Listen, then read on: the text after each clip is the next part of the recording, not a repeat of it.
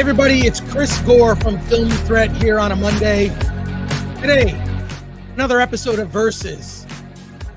And because all of you now have seen Dune Part 2, and you should have seen Dune Part 1, we're talking Dune versus Star Wars with an all-star panel. And I can't wait for you to join me. So let's get into it. Get your comments, questions, chat, comments ready. Get ready to ride the worm. Quick trivia question. How many Dune popcorn buckets are behind me here? It's kind of a trick question. I'll answer before the end of the show. Like an Easter egg hunt. Look for the Dune popcorn buckets. All right, let's have some fun. Let's get going. Let's show you the video intro that was just shown to me. All right, let's go. Let's start the show.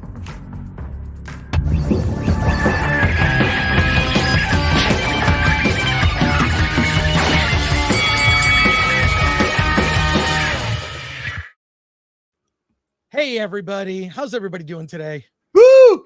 Doing good. Rock and roll. Alan, I'm going to go right there. There you go. Move some things around. I'm going to move some things around. Here we go. All right. All personally. Even it out. Okay.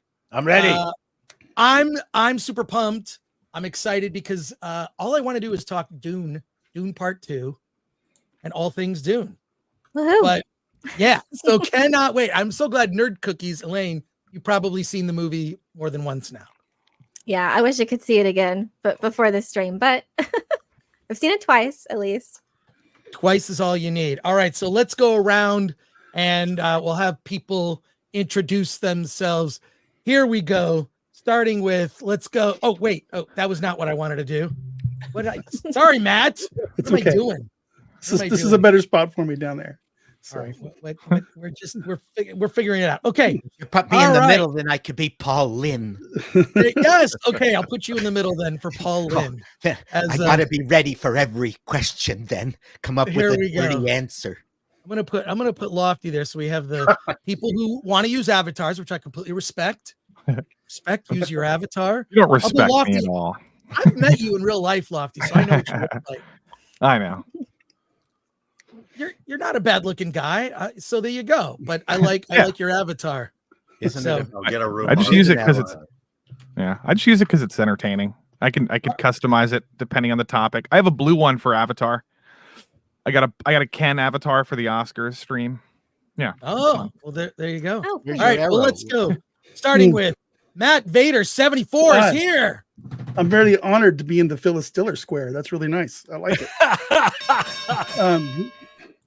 All right, we have Matthew Kadish is here. Yes, I am.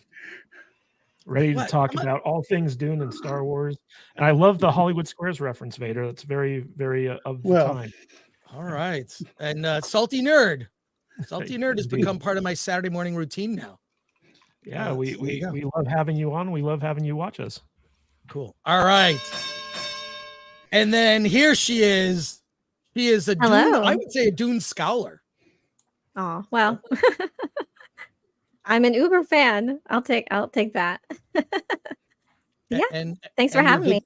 Excited. And your videos on your channel, if you are a Dune fanatic, you gotta and you want to get into the lore, Nerd Cookies has done a lot of videos. So check those out. Thank you. Good to be here. And now we have Paul Lind. I mean, with the turkey baster. Oh my God. That's exactly how he used to laugh. I don't know if you guys know this, but IndieWire or the oh God damn it, Shapiro's they clipped me, the audio clipped me. Oh, my brother from Australia sent me a link. Paul, you got audio clip by the Daily Wire. I am just minutes away from being a right-wing pundit. Well, stick around. You could be part of the alt middle, which is where I comfortably sit. Okay. Oh, stop it. And then here he is. Sometimes, if you watch Flashcast, the most hated man on Flashcast. It's Lofty Pixels. Welcome. I mean, hi. Good to have you. Can you hear me? Yeah. You're perfect. All right. And a legend, a man I've known since the 90s. Since the 90s, or maybe even on the border of the 80s and 90s. That's true. I just want you to know I'm this far. This is bag 3 of the Dune Ornithopter that I'm building, the Lego Dune Ornithopter. A piece just came off of it, but I was hoping to be further along for the stream, but what can you do? Looks like the Dune hand vacuum. Yes, this is the skeleton. You know, the wings go here, the cockpit's here, the landing gear. I haven't gotten that far yet. You have to build the internal mechanism first. But nice. Well, you could multitask. You can be on the stream and work on it. It's, you know what? This is actually a very it combines Lego technique parts with regular Legos. It is quite the chore. So I must focus on you lovely people. All right. Well, subscribe to Robservations. He's hurtling towards 100,000. Oh, long way away. Get that plaque. Get that plaque, Rob. I want one. And then here he is, Ing the Merciless, on his way to Texas tomorrow to be on Normal World. Hey, Alan. Hey. By the way, speaking of David Lynch, who does he credit his career to? Who? I don't know. Mel Brooks. Circle gets the square. There you go. Wow. Yeah. There's a story. Yes, another story. Well, it'll be on the Film Thread interview channel. I love it. By the end of the week. All right. I know that story, actually. I know the story of how Mel Brooks was integral to David Lynch's career. But let's talk about it. Just to sum up, everyone here has seen Dune more than once, with the exception of Matt Vader. I know you haven't seen it yet. That's okay. You might have seen some of the Star Wars. I've watched lots of Star Wars. I rewatched the first half yesterday because I figured I better get it watched again before we went tonight. I'm leaving for the movie right after we're done here. So that's perfect. Yeah. So before we launch right into the main topic, which is Dune versus Star Wars, I want to get where people, or if you've had additional insights upon seeing Dune Part 2 more than once, anything to add. I have seen all your reviews. Elaine, I watched your review. Paul, yours. Somehow a Dune popcorn bucket made it into your mouth. So and Rob, I've watched you on multiple streams talk about Denis Villeneuve as the auteur, which I love. Great. Recommend all the stuff. And then what other insights or something new you can add to the conversation? Everyone's my whole feed is just Dune reviews and commentary and what people loved and disliked or whatever. I'd love to hear more commentary. Release the extended cut. What's that? Release the extended cut. Yeah. Justice for Thufir. I agree. Yeah, justice for Thufir. Like, he shot multiple scenes that just got cut out. Well, and Tim Blake Nelson, we don't know what his role was. They didn't say officially, but he's heartbroken that he was cut out of the film entirely. We don't know what it's rumored he was Count Fenring, but yeah. I would say this. Has everyone forgotten the difference between a novel and a movie? Like I don't. Every time a genre a movie comes out and it's based on a book, there's all of these people that come out from the woodwork, and I'm like, did you not see Jaws and read the book? You know, I mean, there is a vast difference, or if you have your popcorn bucket, a vast difference between the novelization or the novel and the source material and a movie. I mean, if you've ever seen David Cronenberg's adaptation of The Dead Zone, it's terrific. Well, it's missing 100 pages. Blade Runner and Electric Sheep are nothing alike. No, yeah, not at all. Well, Spielberg is quoted as saying, "How do you write a screenplay? You start with the novel and you throw it in the trash." Yeah.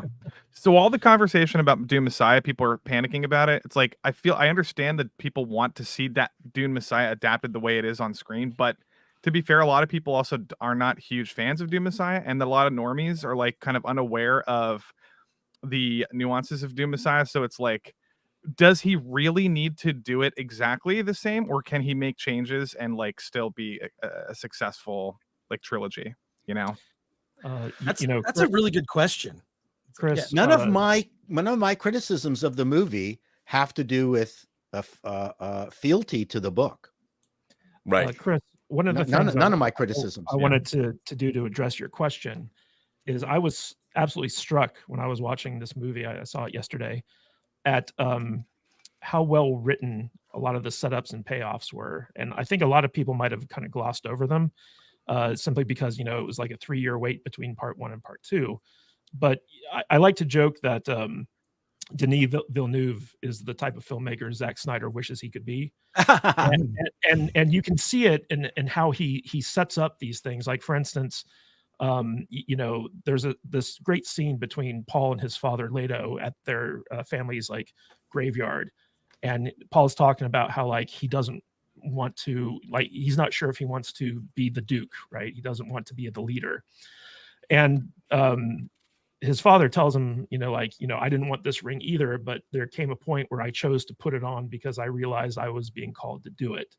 And I chose to accept that call. And as opposed to doing the sleeper has awakened bit, we see Paul's reluctance to become the leader of the Fremen. And then that moment where he's in front of like all the warriors, and he puts on the ducal signet and holds it up, and he's like, I am the Duke of Arrakis. And you can see Gurney's face like almost tear up, because that's the moment where that character arc is completed.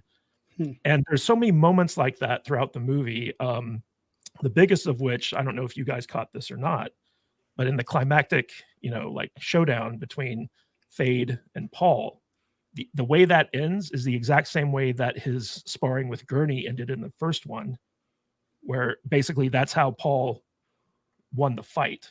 And that's another payoff. And there are so many little like that. I missed that. Yeah, there's so many little things like that throughout the entire movie that you can see it's set up in part one and paid off in part two. And it's such basic storytelling, but it's so rare that we actually get that nowadays that I'm actually in awe of Villeneuve for being able to do that type of thing. Yeah. No, I noticed. I definitely noticed it's the same. It's the same strategy. He remembered that strategy, right? And then even though he kind of, almost got killed, although I guess technically a stab wound here, it's not to the heart, but that's how he was able to get Fade Rautha. I'll say this. I do plan to see it at least 3 more times. I'm going to see it in Screen X tomorrow. At some point, I'll see it at the universe. Screen X is where it surrounds you. That extends the screen on the sides. That's awesome. I've gone to that before. I've seen one other movie like that. It's actually kind of distracting because what it does is it lights up the entire movie theater. So it's like watching a film with the lights on. So it's a little odd. Yeah. But that's all horror Rob, you have the exact same thing. Rob, you have seen the film in a way that I cannot wait, which is true 70 millimeter at the Universal AMC.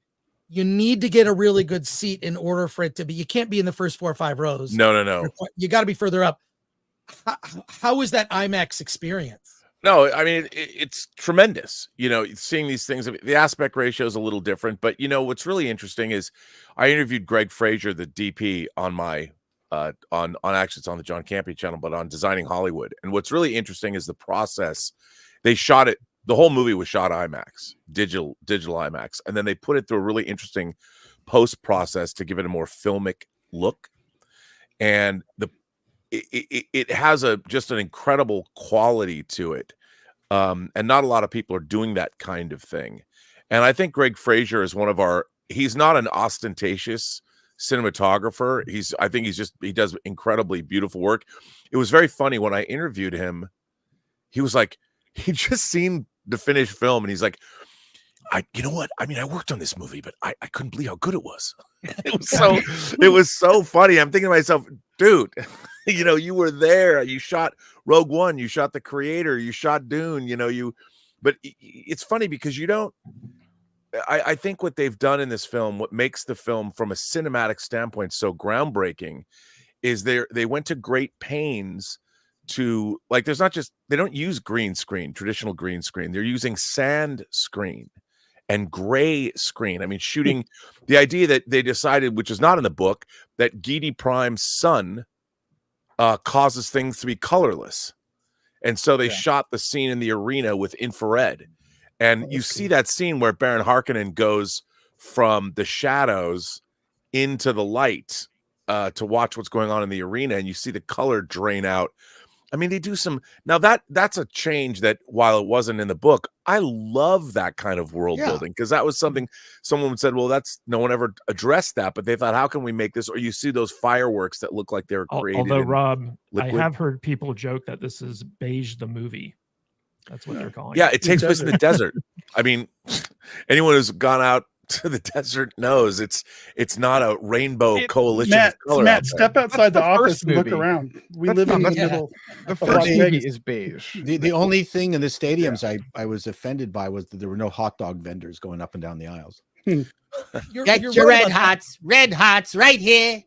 Paul, you're right. It for a little bit with a lot of those stadium scenes, it looked like a lot of cut and paste of sameness. Yeah, there should have been more things that just look different. I mean, for the stadiums though, and Star Wars Episode 1. Well, Star Wars Episode 1, Phantom Menace, they're re-releasing on May the 4th, I believe. And the stadiums there, they used matchsticks, like little toothpick matchsticks. Yeah, but that's because there's aliens.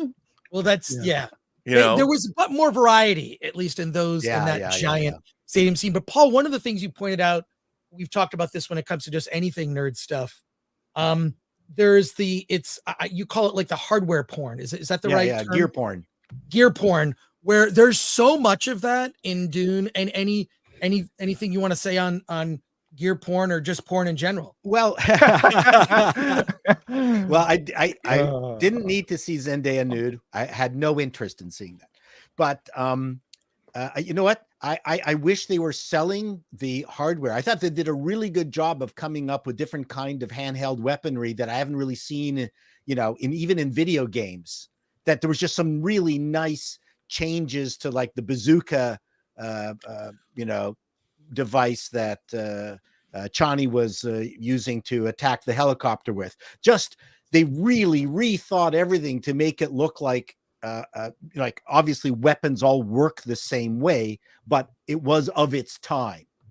And I was really impressed. To me, it was Peter Jackson level attention to detail in terms of how, the sand crawlers or the mining machines work, the logic of them, the way they tapped the sand and then moved them in. Such complete thinking of how, that's Japanese anime level. If you watch Japanese anime, the characters can be very loosey-goosey or something, but those damn Japanese, every time they have a helicopter or a car or some kind of weaponry, it's exactly 1-to-1, exactly perfect to the original real gear. Like, that's what's so funny about Japanese anime, is that they love their gear. And if that's that's the Yamamoto, every single piece of that thing is going to be the same. I mean, that's the wonderful part of buying the Revell Japanese car things that I was doing for years as a kid. But yeah, I was very happy with the gear porn in Dune 2. I really like that too. I liked the water collection devices that they used. I thought that was really clever. That was really neat. Yeah, I was surprised. I wasn't sure if we're going to see that. So that was a really cool detail there. And yeah, a lot of like devices like that is so key to the Fremen, and really just this universe, these devices, but especially the Fremen, who have learned to make these fascinating things to help them survive. So they have the sand compactors, the thumpers. Yeah, I really liked all those little details. And with the Atreides, the shield things on their wrist, it's a little different, but yeah, the shield technology was really well done. Lots of little details like that were really cool. It's the detail that Disney has completely removed from Marvel. No gear porn in Marvel. Drives me. Oh yeah, it's all those suits that just appear. I hate that now. I loved Iron Man when he was getting into his suit, and now they just appear. It just kind of manifests like nanotechnology. Yeah. Liquid metal technology. Yeah, that was a pet peeve of mine with Ant-Man and the Wasp. Why does Ant-Man have it? Well, yeah, it makes no sense. You press a button here and then the helmet just appears. What if you forgot to pull your finger away from your face and you chop off the tip of your finger because you weren't careful? It really is. It defies logic, and I think it's just lazy, and that's why when you look at the computer graphics in Marvel movies and Star Wars for that matter, it feels like they've just gotten like, well, here's the way we always do it. So it's not even impressive anymore when you see a spaceship approach a planet. What I loved about, getting into the gear porn is when you see the spaceships, they're dots dwarfed by a planet. We can't even see what the spaceships are tiny, because in real life, they would probably be tiny, depending on the perspective of where you're sitting. So, yeah. Listening to you guys gush about this thing is getting me really excited to actually go see it tonight. for the first time in a very long time. I'm excited about seeing a film as it's meant to be seen on the biggest and craziest screen that I can find in town to go watch it on. I've been arguing with people online on X and stuff about them waiting to see it on their 55-inch TV at home because they don't want to go to the theater. And I'm like, what is wrong with you, man? It's like, no, don't do that. Who cares if the theater smells? Go find the biggest theater you can find and deal with it and go watch this movie the way it's supposed to be seen. Vader, I was at a 3:15 show yesterday. It was the entire theater was sold out. And I was sitting next to a guy with some very funky BO.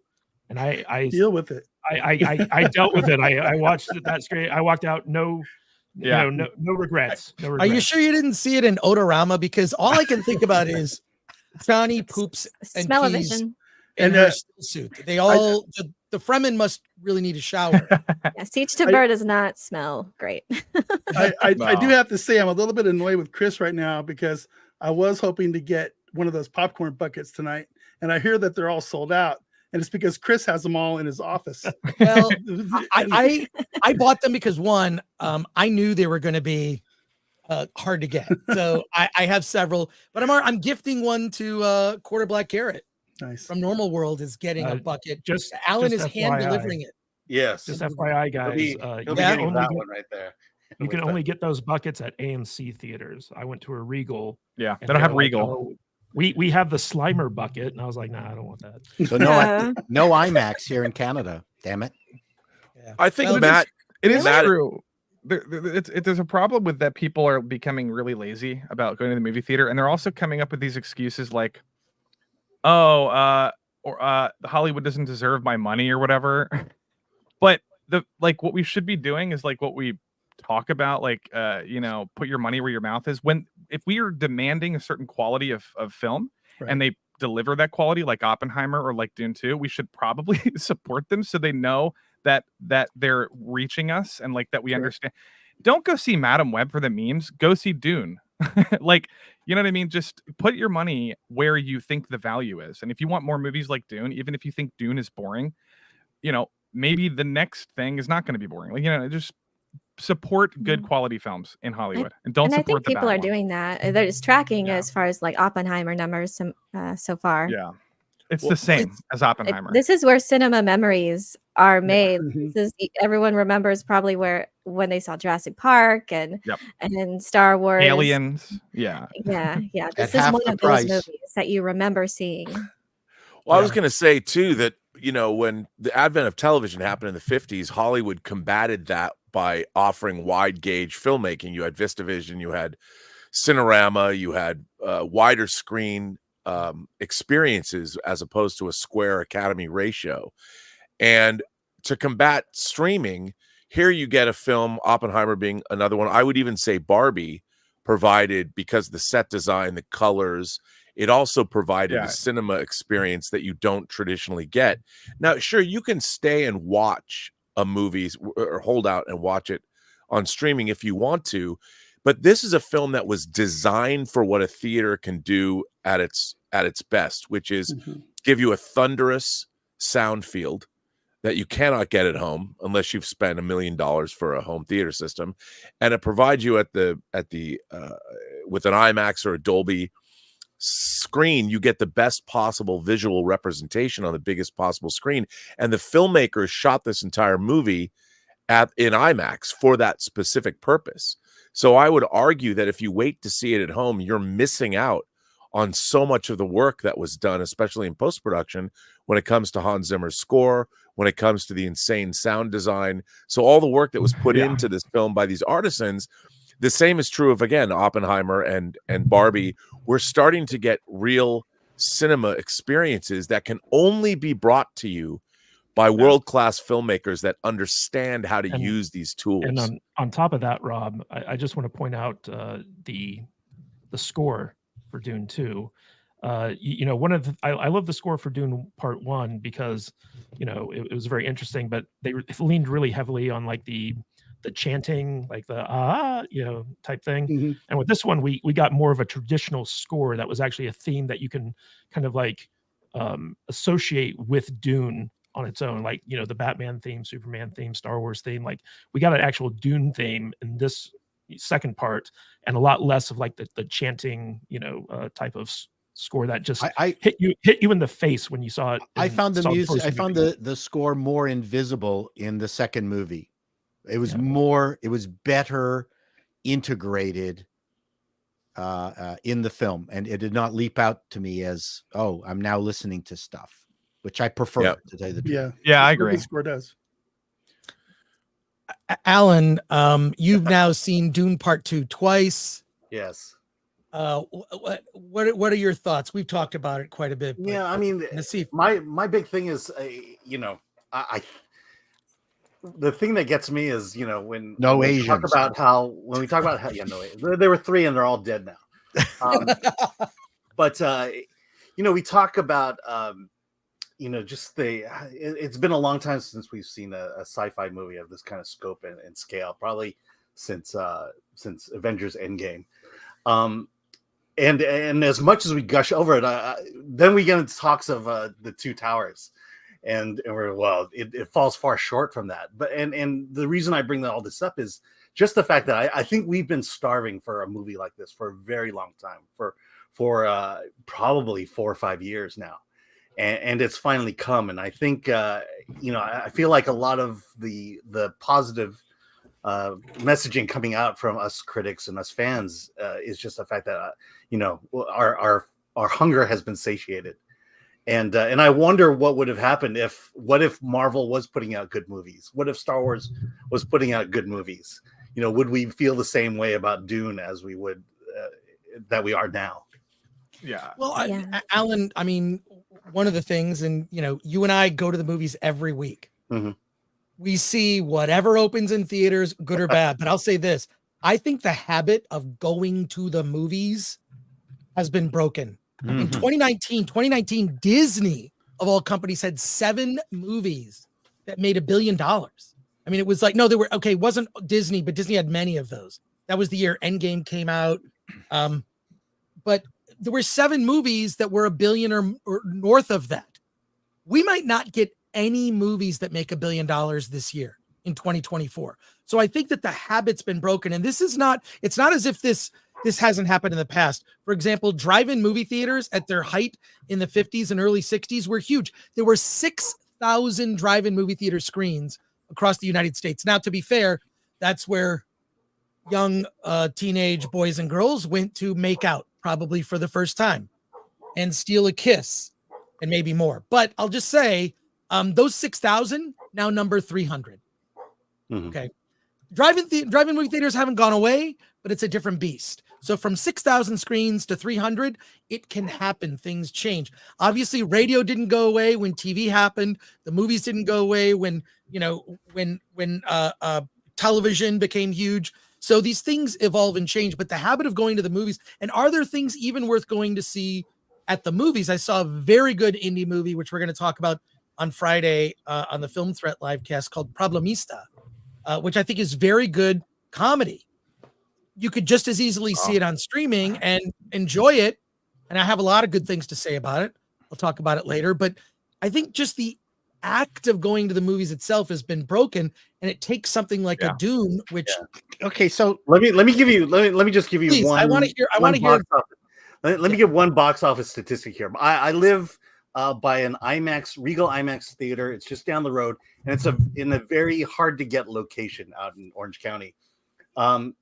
The Friday and Saturday of Madam Web, my theater earned $2,200. Friday and Saturday of this weekend, Dune brought in $44,000 to our little theater. I mean, that's just how much people are starving for this stuff. I'll say too that I think people can tell when something was made with care, and when people worked hard on a production to give them something special. So everyone was going out to see Top Gun Maverick. I mean, Tom Cruise was just out there just saying how much we appreciate you, the audience and the fans, and we made this for you. And the production marketing wasn't as gone that far, but you can tell in certain interviews with the cast that they had such a good time making this movie, and everyone was so passionate about what the work that they did. So I think that got to the audience, potential audience, that, you know, they worked hard on this to give the audience something special to remember. And that not unlike Madam Web, which was just seemed like a disaster from the get-go, there was all of this problems coming out. And so people could see what was made, you know, they could see the quality. And yeah, I mean, it's not cheap going to the movies these days, especially for families. So yeah, if they're choosing with their wallet what to support, they're going to support what was made you know, quality. Also, Chris, there's this thing about the cinematic experience where you have to go to a theater to actually experience the epicness of certain types of movies. And I think one of the big issues that cinemas are facing is the fact that ever since lockdowns, the theatrical release window from movies to streaming has shrunk to like a couple weeks. And people are willing to wait a couple weeks before they can watch it in their old home or in the comfort of their own home. And so, like, when you really think about it, if the studios just unanimously said, okay, we're going to go back to our old 6-month release window, where, like, you know, you can see a movie in theaters and then 6 months later you can see it at home, more people would go to the theater because they're like, I don't want to wait that long, you know. So in a way, it's a very self-inflicted wound by Hollywood. There's a bunch of things that are at play here. One is before the lockdown, or a little bit before lockdown, movie theaters, the studios were doing about 24 to 26 releases of major theatrical releases every single year, and the rest was filled in by independents, Lionsgate, things like that, and down. Canon Films in the heyday. But and you mentioned the radio, Chris. Mr. Gore, and I think there's a parallel here in that I don't know if people realize that it was Bill Gates who killed radio and influenced music. Now it's the bill that he brought in that created Clear Channel, that allowed all the conglomeratization of radio, Sinclair, Clear Channel, all that stuff, where suddenly you went from when an A&R person from a record company wanted to sell an artist, they would go to all these ma and pa radio stations all over the United States. They would be burning gas like crazy to introduce these different acts. Rush actually became famous in Cleveland. That's where Rush kicked off. That stuff doesn't happen anymore. So we've got the corporatization of radio that has now resulted in the homogenization of music as we see it now. And again, it's the corporatization of film. This is also really problematic. Disney buying Fox is not a good thing, and this is just going to get worse. I don't see any way out of it except for independent, companies springing up and creating Miramaxes and Lionsgates and things like that. People who are passionate about movies. I mean, with all of Weinstein's travails, don't forget the movies that Miramax came out with at the very beginning when they started. All the stuff with Kill Bill and all that stuff. I mean, there's a phenomenal slate of interesting stuff that I don't think anybody has ever duplicated in the history of cinema. Miramax was a machine. Well, I think you bring up a great point, which is that studio filmmaking has become corporatized from many different levels, but most importantly, you don't have auteur filmmakers who are making movies that they want to make. The studios have an IP, and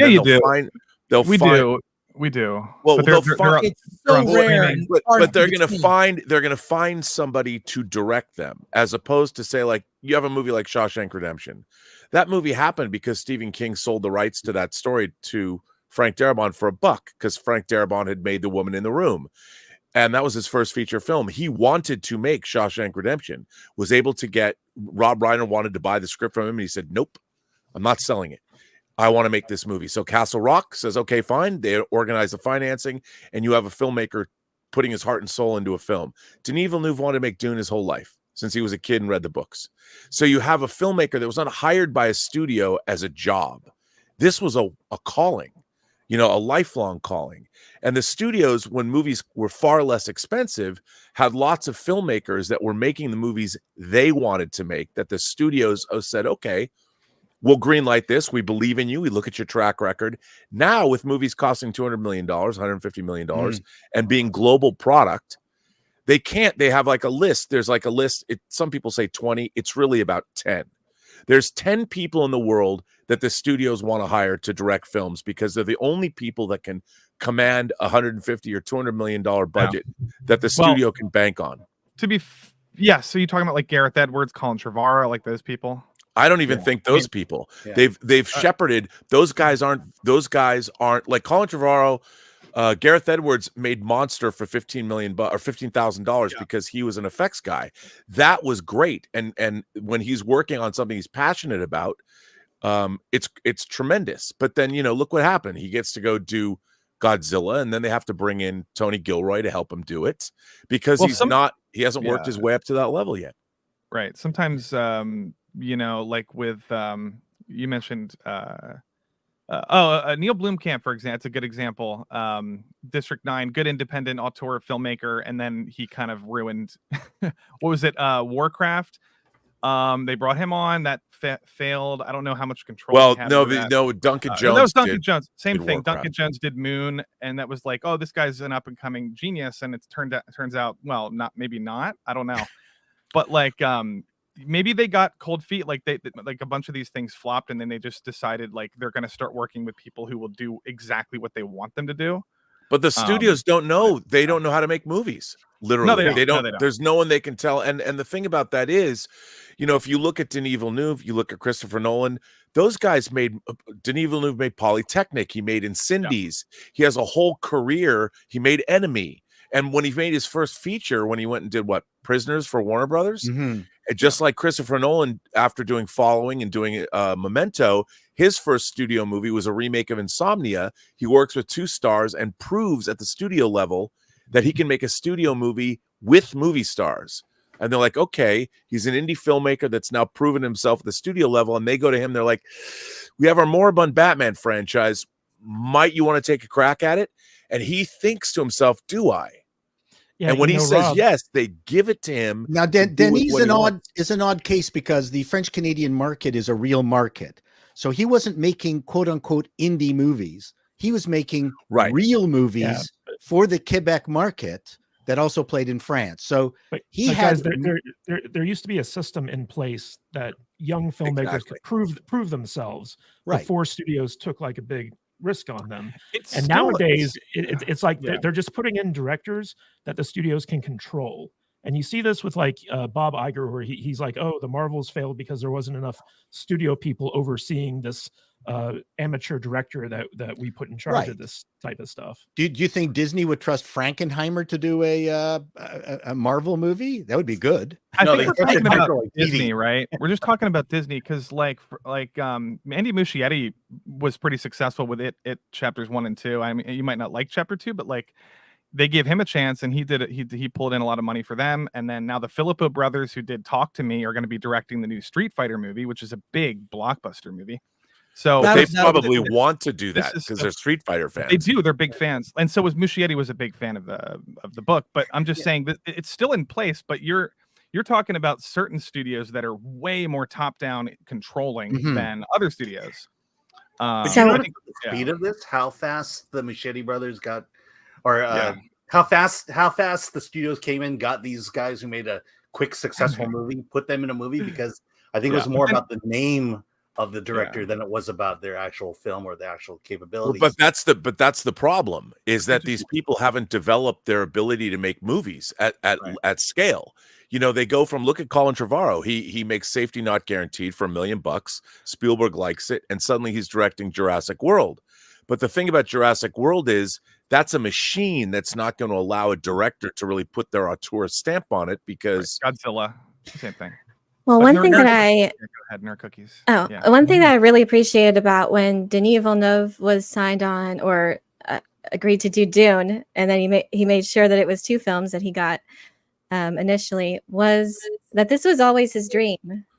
He was a fan of this universe since he was a kid. He did the storyboards, with his friend, mapping it out.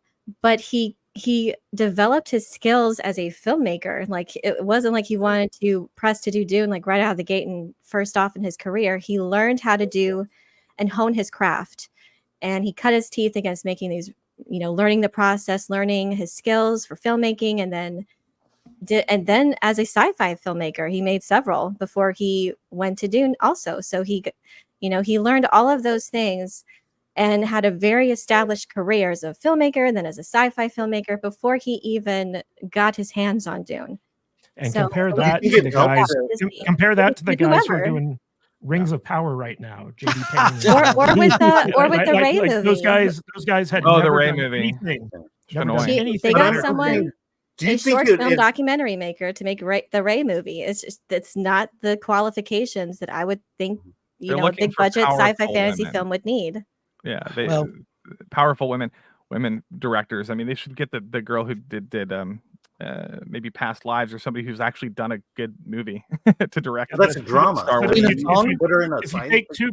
you take two guys who've never done anything at all and give them $1 billion franchise for one of the most beloved stories ever told in pop culture history, and then you compare that to what Nerd Cookies just said about how Villeneuve went about doing this thing. It's like night and day.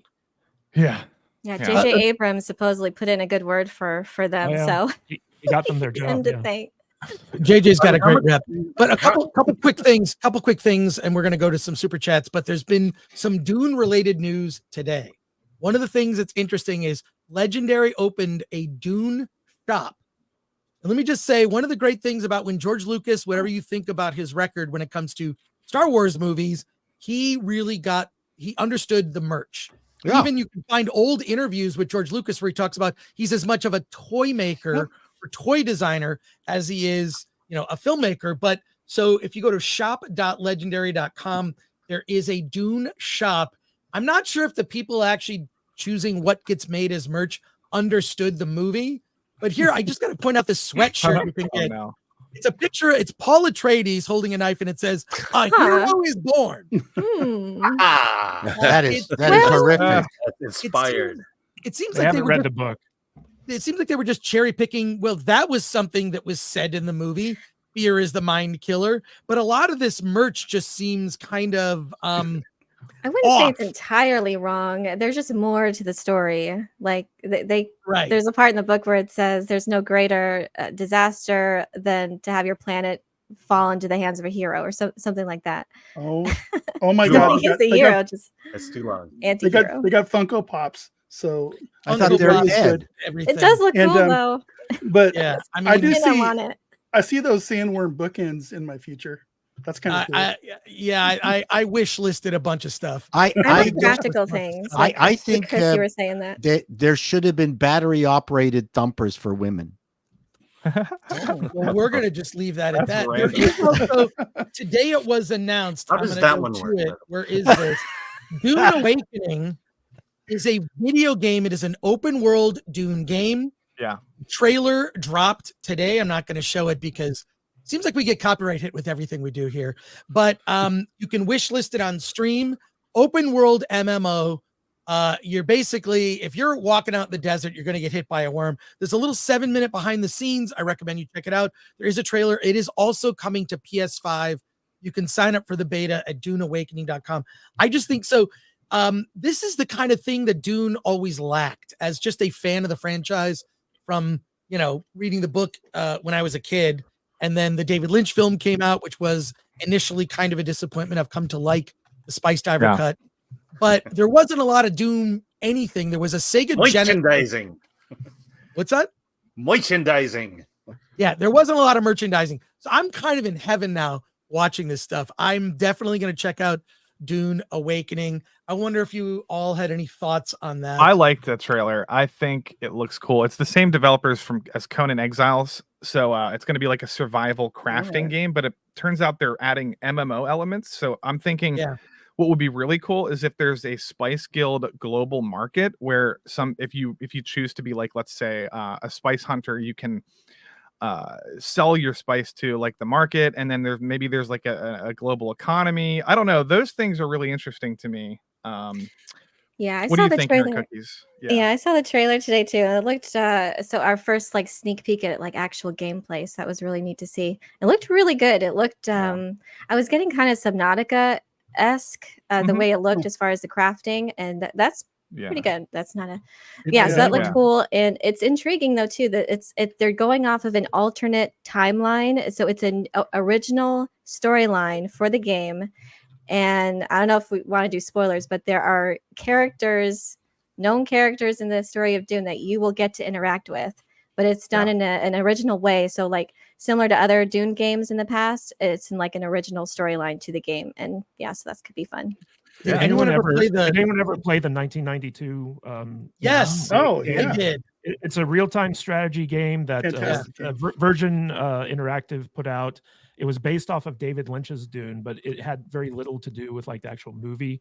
But I played that thing for hours. It was so addictive. Yeah, it was great. Chris, did you ever have the board game, the Avalon Hill board game from '79? I never had that. I had it, but I could never find somebody to play it. I had it in my bookshelf for years, and that was like the only Dune merch that existed. Yeah, that was. I mean, I love the thing is there's so little Dune stuff, few and far between, that like when Dune stuff comes out now, I'm so excited because it never really existed. Whereas a franchise like Star Wars has been over merchandise. I'm going to go to the topic of the show, but I want to say there are almost 1,000 people watching live. Wow. Please smash that like button, subscribe to the channel if you're not subscribed. And Versus is our new panel show where we talk about topics and movies. Let's go to your chat comments and questions. We're going to blaze through these really quick, starting with Base Player 2011 of 5 for $19.99 says, whoever designed this merch was probably thinking, oh, it's just Game of Thrones in space. Well, it's not. That's not completely inaccurate. I question how much of a Dune fan Frenchie McBaguette is considering what happened in part 2. Is that a comment on Denis? Frenchie it's a comment on Denis. Baguette. Qu'est-ce que c'est? How dare you? Archangel IO 891 for £2 says Warner Brothers to buy Star Trek from Sherry Redstone. What, Rob? That's the rumor. This is something old news. Yeah, I don't know if that's ever going to happen. Okay. I don't know why when they're trying to sell a studio, they would want to sell off one of their biggest assets. Yeah, they were in talks. I want Star Trek Legacy. Yeah, they were in talks to possibly like merge or something like that, but basically I hear that's fallen through, and so that's not happening. Tao for 5 says there is also a Dune Spice Wars tactical strategy. I play that. That's a good game. I play that sometimes. That's my favorite female singing group, Spice Wars. I tried to play it, but I refunded it because I couldn't figure it out. Low watermark for 10. Why is this stream subscribers only? Just wondering, is there a problem here? I gave the first ever $50 super chat a long time ago. Oh, well, thank you, Low Watermark. And I see you on other streams, so always good. Why? I have no idea. All I know is it's I think he's talking about the chat being subscriber only. Oh, yeah. Oh, the chat is subscribe. You just have to subscribe. You have to subscribe to the channel and then you can be in the chat. Yeah, because we get a lot of people who just like troll the chat. At least subscribe to the channel. Says Low Watermark. That's what you meant. There's no it's basically free. Just subscribe. It's free. Just click the subscribe button and then you can chat. That's all we're trying to do. Join button. That's what costs you money. Well, the join thing, that's optional. That's if you want to see exclusive videos. I posted some interesting videos there, a lot of videos for our members only, and Alan's going to be doing that. George, the Giant Slayer for just $19.99 sends in a super sticker. And MK Solid 82 for 2. Rob and Chris, why does Paramount hate Shatner? Okay, Rob, why? Shatner's going to be 93 on March 22nd. Nobody should hate him. But, I think that... look, it's like what they wanted to do with Star Wars. Star Trek in its original incarnation is old. Many of the original characters have passed away. They don't want to hear about that. And Shatner's been relegated to the dustbin of history, I think, especially with how some people regard him these days. And so he's not even, he's excised from their merchandising. They'd much rather have Paul Wesley's Kirk on the lunchbox these days. No one's buying that. Well, that's the thing. Modern Star Trek does not have any, and when it comes to merchandise, nobody's buying any of it because it's not iconic. when you put a Saru or Burnham action figure on your desk, no one knows who they are. Woo! I got 8 Burnhams. And you got them for 99 cents a piece. You should see a doctor. No, about but that. it's really unfortunate the fact that Shatner is still here with us.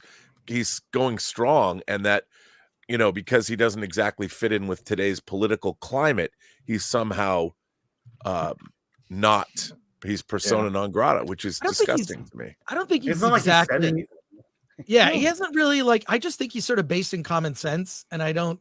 And also, he's a little spicy in his comments to people, but I don't think he goes out of his way. He's not like a Mark Ruffalo or Mark Hamill. Those guys. That's right. Well, they don't like his opinion on stuff, so they. Well, again, what drives all of us nuts, and I think we've all talked about it, is that Disney Star Wars, for whatever reason, did not want to do a nice, respectful handing over of the guard from the 3 original people to the new people. For whatever reason, they chose, now, they're persona non grata. We're not going to do a nice, transfer of goodwill and make the next group very much connected to the old group. I don't understand the logic. And it's the same thing with Shatner. For God's sakes, just do a party, do a proper transfer. I mean, it's just, that's why I love stupid. So I love season 3 of Picard, and there was a little Easter egg for Kirk too. That was I missed that. That was pretty neat. They had his spoilers. A few more. We got maybe 10 more super chats here, and then we're gonna go to a topic that I cannot wait to discuss with you. The Donut King says, great content and discussion. Nerd cookies rules. Sardaukar rolled over to easy. Fair point. Thank you. Subscribe to Nerd Cookies. Graph Web for 2. For Pete's sake, cancel Disney Plus. I have, but I may need to re-up just to watch some shows. Saw Tenet 70mm IMAX last week for the first time on the big screen. Definitely makes better than the first 2 viewings on HBO Max. Ludwig's score was on point. And Dilligaff for 5 says, why the F isn't there a Dune spice rag? Yeah. People, I am going to clue you in on a very interesting thing. I've gone down a rabbit hole. I regret it. Etsy. If you go on Etsy, you can find anything. I found you can find people did a 3D printed replica from Dune Part 1, with when Paul Atreides' grandfather fights the bull, they have it immortalized in a brass, this sort of brass sculpture. You can get the sculpture. It's an exact. Wow. Yeah, that I would buy. It's not that expensive. Go to Etsy and just look up Dune. I have gone down around. Rob. I have been looking up things like Rollerball, Logan's Run. People are just doing prop replicas. They're making their own custom T-shirts. Wow. It's the fans are making more creative merch than the people who are tasked with creating the merch for these corporations. So my suggestion is, if you want a Logan's Run, you want like the gun that Logan used as the Sandman gun, just go to Etsy. I just wish that Zendaya had a better spice rack. Patrick Lanier says, oh shit, Chris just wanted to show you this, the homage to not Kirk. Yeah. That's ridiculous. The lower decks person, no one cares about. Yeah. What is Come on. Yeah, Kirk is iconic. Yeah. So anyways, I've been on Etsy for years. I used to sell, I think I still have an Etsy store, believe it or not. I used to sell, they were Logan's Run, the life clock, the red one. Mm-hmm. I found a way to use rave lights to make the crystal with a mold. Cost me like $2, and I would sell them for $20, and they actually flashed. I would sell 20 of them to a 30th birthday party. This was like on the sly. We just do it for fun. And this is when I was at G4 and I would listen to DVD extras, like commentary, and I'd do little craft projects. I thought everything on Etsy had to be in macrame. No, it's not, but you can look up 3D Trekker if you want to really, if you have 12-inch figures you want to put into Star Trek environments.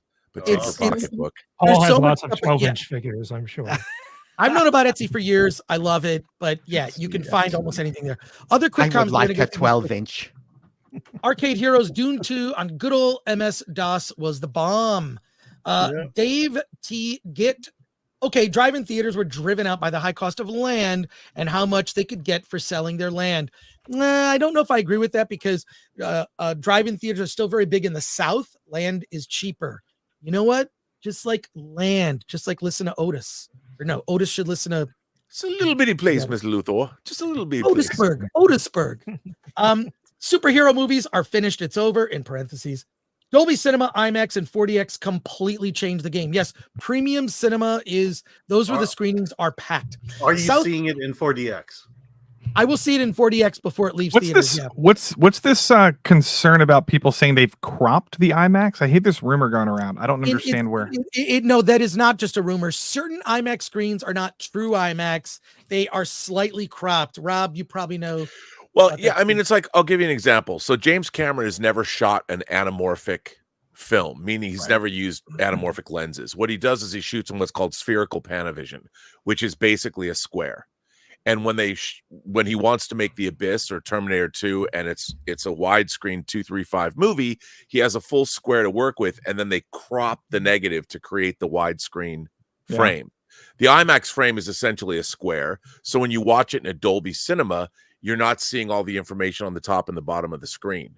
So depending on what the cinema size is, that's why you have alternating, because the IMAX ratio is square. So if you watch essentially square, if you watch The Dark Knight, for instance, on 4K, they have the alternating aspect ratio.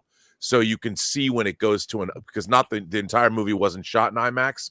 So Warner Brothers was the first studio to take the IMAX ratio for The Dark Knight and show you it goes from 2.35 to, what is it, 1.96 to 1 or something like that.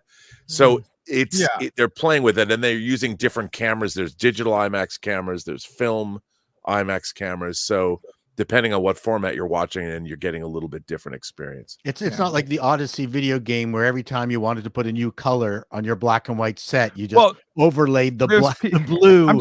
I remember that. I used to have that, Paul. A few more super chats, and then we got to go to our big topic. Southeastern Kaiju for 5 says, what is the sand speed velocity of a Fremen-laden worm? More than a swallow. More than a South African swallow. 1 or 2. Find me a Monty Python. Funny. 69 parsecs. Red French Moon, this is in reference to Alan. Good one. I hope Kermit got a refill of his bucket. Script Doctor's here. Hey, love Script Doctor. The gear porn was cool, but we weren't shown any parts of how they fashion those devices. Where are the forging? I mean, we didn't get a whole lot of speech to Burr. Red making still suits and all that. Yeah, let me just finish these. Red French Moon, who's a member for €2, says no Danica. Well, can't be heaven every Monday. Danica is traveling, so Danica is out of town. I talked to her, so there you go. The Donut King says great content. Nerd cookies rules. The Sardaukar rolled over too easy. And finally, L just became a YouTube member. Thank you, L. Appreciate it. Someone had a comment before we go to our topic. Yeah, Chris, wait, you had something you want to show. Yeah, but real quick, just shameless plug. Danica is going to be on Salty Saturdays in 2 weeks to talk about Dune and all this other stuff. So, that's awesome. No, she is along with Nerd Cookies, Dune scholar. Like the two. She's the god empress of Dune. She is. There you go. But there was a quick meme I wanted to share with everyone. Please, should add it to the stage or it is added. You don't need Sardaukar when you got these two guys. So just gonna say the Harkonnen should have hired these guys to come in and take care of those worms. Totally agree. Love it. That's great. Love this movie, by the way. Love that movie. Yeah. Mm-hmm. Now the topic of this stream is Dune versus Star Wars. I am of the belief that when the original Star Wars was released in 1977, that raised the bar for everything. It changed movies forever.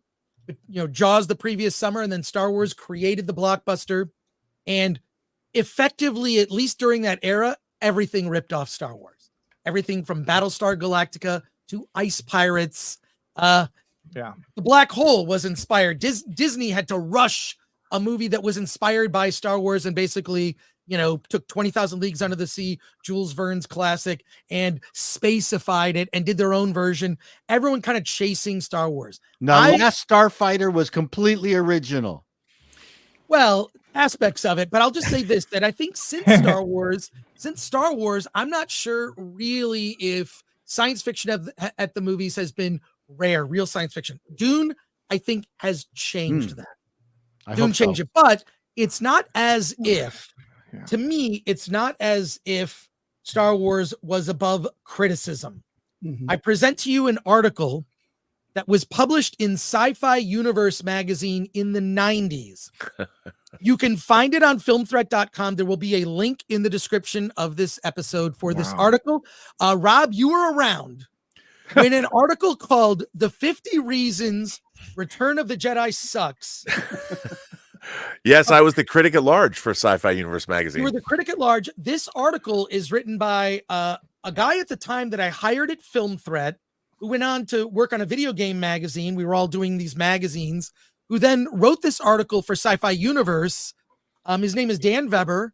He then went on to become one of the producers and one of the writers on Futurama with Matt Groening. Really smart guy. He worked at The Onion. I was a huge fan of The Onion in the 90s. And I hired him to write stuff for Film Threat. Great guy. He wrote this article. I recently reread it out of the archives of Film Threat. And let's just say this. There are so many things, because I think a lot of how people respond to Return of the Jedi is that it's something they saw when they were kids. I was in high school when Return of the Jedi came out, and honestly, I was disappointed because it's the worst film I've ever seen in the theater. Oh my God. It was my most shatteringly. It was the first time I went into a theater, because I saw Empire Strikes Back 26 times in the theater. I walked out of Return of the Jedi crushed. You still didn't beat that Brie Larson guy. You didn't beat the Brie Larson guy. He had 50 Captain Marvel viewings. What happened to the thing? By the way, Dan Weber, Dan Weber loves Star Wars. Everybody loved Star Wars. It's just that, it was a contrarian article he wrote. Well, the thing is this, when you look at these, I'll say I felt this. I didn't know how to express it at the time. I was in high school. I remember taking the day off to see Return of the Jedi. I'm in the newspaper. There's the cover of the newspaper. There's a line of people waiting to see Return of the Jedi. There was no like reserved seating back then. You had to get in line early. I was there in the morning, saw Return of the Jedi when it came out. Amazing experience. Love it. But I remember walking out going, it felt more like this movie was for kids. Let's go through some of these reasons. Yeah. And I want to get your feedback. We'll go through as much of this as possible. There are 50, but I'm going to start reading this. The original article came out in the 90s in Sci-Fi Universe magazine. It was a cover story. It was repurposed with permission on filmthreat.com. On its own accord, Return of the Jedi has a lot of problems. But compared to Star Wars and The Empire Strikes Back, it's just plain bad. Search your feelings. You know it to be true. Like most of you out there, we love Star Wars more than words can say, and will always respect and thank George Lucas for providing a generation of moviegoers with the most significant mythos of the last 25 years. But also, like most of you out there, whenever we watch the trilogy, the odd reverence with which we watch Wars and Empire is replaced during Jedi by laughing, moaning, shouted insults that make Mystery Science Theater 3000 look tame by comparison. Nearly 14 years after its release, it's become sadly evident that Jedi hasn't aged well at all, while Wars and Empire increasingly gain acceptance as cinema classics. So we could have just as easily made a list of 100 reasons why Star Wars and Empire Strikes Back are two of the greatest films ever, but where's the fun in that? I'm not going to read. I'm gonna leave it to read the piece, but we're just going to get to the reasons, starting with number 1. Ewoks. Yep. Probably no disagreement there. Number 2. Number 2. The tone is inconsistent. The rebellion is in ruins. Darth Vader is Luke's father, and Han is frozen. Why Lucas decided to smother these ambitious plot elements under a load of feel-good cliches and textbook plot structure is anyone's guess. The tone, little off compared to the first two.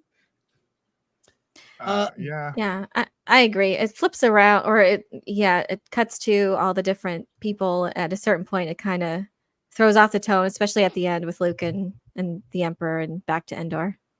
The look is all wrong. Number 4, it's just a bunch of Muppets. 5, painful lack of innovation. Number 6, witty banter. Note to Marvel writer banter. well, it's just, I mean, it's No. sort of some of it is just not great. Yeah. Okay, here's one. Physical comedy. This is a galactic rebellion, for heaven's sake. Yet an Ewok clocks himself with his own slingshot. 3PO's legs pointed skyward after he falls off the skiff into the sand. Countless adorable Muppets zanily cover their eyes or flip duck off their perches when faced with tense situations. Worst of all, there are 2 solid instances where burps are used for cheap laughs. Burps and where are the fart jokes? Don't worry, episode 1 is coming. Well, Boba Fett gets knocked in the ass and then into the Sarlacc pit. Yeah. Right. So awkward. It's like dumb comedy, but it's it's an iconic moment. But I like Number Luke 8. a lot in the Return of the Jedi. Big fan. Number 8, uninteresting locales. Number 9, the forest battle on Endor. Solo in Empire, 3PO stated that the carbon would keep Solo safe, provided he survived the freezing process. Safe, yes, but 3PO said nothing about the side effects, namely that people in carbon freeze gain 20 pounds and take on the demeanor of Ward Cleaver on Quaaludes. So, yeah. Do you remember this article? Rob, you were around during the Sci-Fi Universe days. I'm going to put this in the private chat so you guys can read it. I mean, people caught it was funny, but people caught hell for it. I followed it up with an article, Worst Contact, Why First Contact is the worst Star Trek movie. Oh my God. I mean, Dan was a very witty guy. And they did, I mean, these did, a lot of people wrote in and thought it was correct, but a lot of this was born out of, we had another friend of ours, Steve Melching, who's also another very renowned writer. He's written for a lot of the Lucasfilm Star Wars animated shows. We would go to his house and watch the trilogy every New Year's Day, a group of our friends. And what ended up, and Dan ended up marrying his sister. But what was apparent when you watch all 3 movies together, this is, by the way, pre-special edition, pre-77, pre-1997. The dip in quality, especially even the cinematography, is demonstrably different. And like when you see R2 and 3PO walk up to the door or the gate to Jabba's palace, and the little thing comes out and goes, goodness gracious me, and you realize then when you first see the Gamorrean guard growl and kind of lean over, right, all of the verisimilitude and all of the awe and wonder that was in the original Star Wars and Empire are taken away. And then, like you say, you go in and you're seeing all these, even the design of the creature. As much as I want to hang out with Max Rebo and the Rebo band, they're no Phil Grandan and the Modal Notes. Nope. Who, and right. So there's a whole difference, a different vibe going on there, and it's really hard to take Jedi seriously because it immediately thrusts you into such such artificiality. When you even look at the set design of the Blockade Runner, for instance, that looks like you're on a real ship. The people that you're seeing, even when you meet the Jawas and the Tusken Raiders and you're on Tatooine for the first time, there's a verisimilitude there that does not exist in Return of the Jedi. And it begins with Jabba's palace and his denizens of creatures, and it ends with the Ewoks on Endor doing Tarzan yells with Chewbacca or hitting themselves in the head. It's like you're watching an entirely different tonal film. And while the beginning, the rescue of Han Solo is terrific, and the end confrontation between Luke and the Emperor is amazing, the rest of the movie is almost inconsequential. Yeah, here, a comment about the music at number 11. The song Lapti Nek was translated into English for an MTV video, and we learned that Lapti Nek actually means working out. That's when Flashdance was popular in 83. So 3PO. Obi-Wan's appearance to Luke. Surprise, their brother and sister. Unforgivable dialogue, and then there's a whole list of some of the bad dialogue. 17, horrible exposition. Jabba the Muppet or Hutt, stupid coincidences, Boba Fett's death, which we talked about earlier, terrible, terrible post-production looping. Although the movie's been so changed so many times since the original 83 release. The subpar special effects. And as you pointed out, it looks different. Actually, you know what it looks like? It looks like it's lit for television. Because yes, it does. Flat. It's flat and overlit. I just want to say Boba Fett shot first. Well, there you go. I could go on and on, but when you look at this, it's not as if there wasn't criticism. People say maybe Star Wars is a little over criticized. I don't know, but I will say this. I do think, and that's, Rob, you should get paid every time someone says verisimilitude on a different podcast. That's like your word. Like the guy, doesn't he get paid for saying, let's get ready to rumble? Well, no, every time someone says that, Robert gets his wings. Yeah. But to be fair, the first time I ever heard that word was from Richard Donner. You know, that comes from what he was trying to achieve on the set of Superman, the movie. And I think that one of the interesting things about Return of the Jedi, what it shows is that George Lucas, obviously, when he was making Star Wars, all of his collaborators, like his wife, his Academy Award-winning editor wife, worked on Taxi Driver. His friends were Brian De Palma. Even Spielberg had made Jaws, whereas Lucas had made his dystopian THX 1138 that made no money for Warner Brothers. He goes and he does American Graffiti, which they thought was going to be a flop. It becomes a huge hit for Universal. And Universal has no interest in making his next movie. And it was Alan Ladd Jr. at Fox that said, you know what, let's give this guy let's give him some leeway.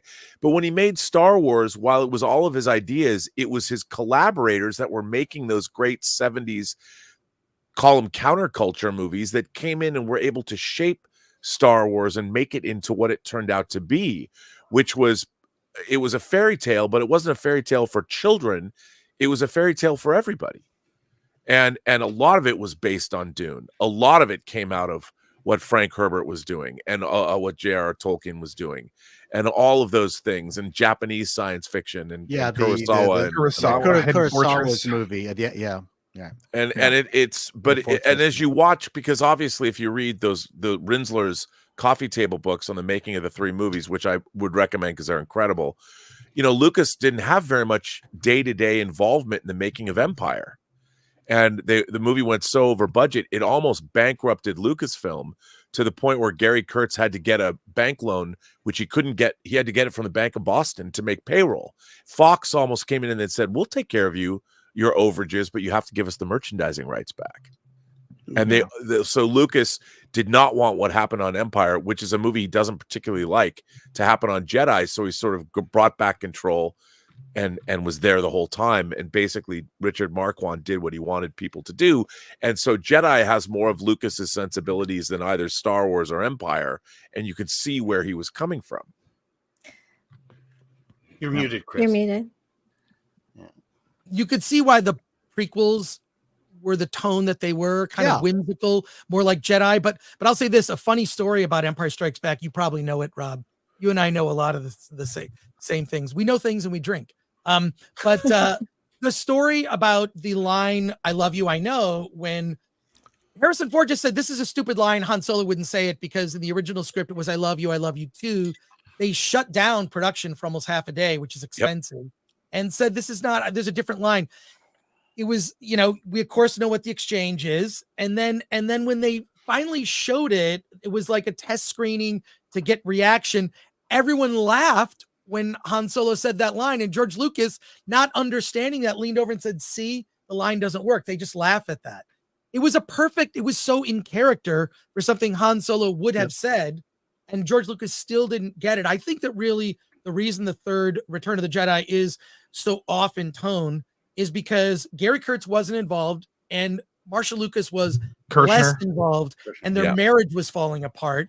And Gary Kurtz was kind of like a guy who I actually got to interview him later, and he was very kind about his relationship with Lucas, never said a bad thing about him. His only comment was, you can find that interview on the Film Threat YouTube. I remember that interview you did. That website. Well, because it was right around when the special editions came out, and what Gary Kurtz said was he didn't mind fixing the matte lines or fixing things. What he did mind is that the Rebel assault on the Death Star, the music cues were off. because they cut to the music cues, and when they redid all those shots digital, the music cues didn't match. So it's really but I want to ask everybody this big question. So Star Wars has dominated for years, but I think everyone would agree Star Wars is kind of on hard times right now. Mm-hmm. And really it's gotten to the level of people, I don't know that people hate Star Wars, but there is a lack of interest. Apathy. There's apathy. That's so now with Dune, even our criticisms of it are like, well, and it's a spectacular experience. I don't know when the last time I said that about Star Wars was. Where do we stand with Dune versus Star Wars? Is Dune and this is what Denis Villeneuve, his words, when he was embarked on making Dune, before he had shot even a frame of the first movie, said, my goal is I want to make an adult Star Wars. So has he done that? Can I go first on this one? Yeah, go ahead. Go first. Mission accomplished. Whoever wants to go. So real quick, Dune's definitely not as accessible as Star Wars is for like everybody. So it is geared towards an more mature audience. And Star Wars tried to do this with Star Wars Andor, which is a series I love. I think it's probably the best Star Wars we've gotten in a long time. But Dune is just like Star Wars Andor, except not as boring.